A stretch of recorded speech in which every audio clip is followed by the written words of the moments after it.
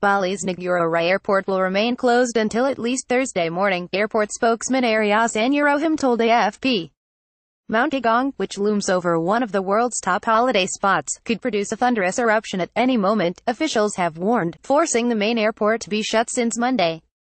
Massive columns of thick gray smoke and ash that have been belching from the volcano since last week have now begun shooting high into the sky, forcing hundreds of flights to be grounded and stranding around 120,000 tourists. Ash is dangerous for planes as it makes runway slippery and can be sucked into their engines. Related reading: tens of thousands have already fled their homes around the volcano, which last erupted in 1963, killing around 1,600 people, but as many as 100,000 will likely be forced to leave. Disaster agency officials have said there is a 10 kilometers exclusion zone around Agung, which is 75 kilometers away from the beachside tourist hub of Kuta. Some 100 buses will haul stranded visitors to several destinations, including Indonesia's second biggest city Surabaya, 13 hours drive and a ferry ride away, and the capital Jakarta, the airport said, as torrential rain lashed the beach paradise. Thousands of Australians, including schoolies who headed to Bali after finishing their final exams, have been caught on the island since Sunday. They are now concerned about running out of money for food and accommodation as they wait to find out how and when they will get home. A number of Australian insurers have issued statements telling customers they would only be covered if they bought policies up to 9 weeks ago, before the Indonesian government issued an alert on the volcano.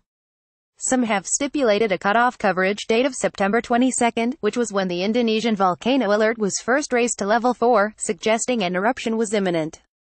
Others, including Australia's largest insurer Covermore, are refusing to cover travelers who purchased a policy on or after September 18, when the alert was raised from normal to vigilance.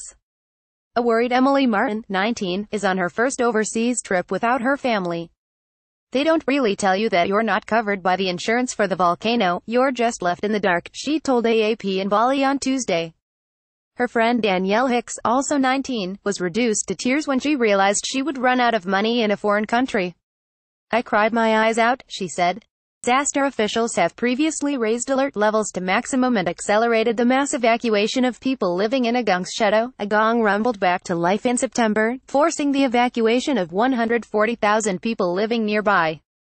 Its activity decreased in late October, and many returned to their homes. However, on Saturday the mountain sent smoke up into the air for the second time in a week in what volcanologists call a phreatic eruption caused by the heating and expansion of groundwater, so-called cold lava flows have also appeared similar to mud flows and often a prelude to the blazing orange lava of popular imagination. Indonesia, the world's most active volcanic region, lies on the Pacific Ring of Fire where tectonic plates collide, causing frequent volcanic and seismic activities.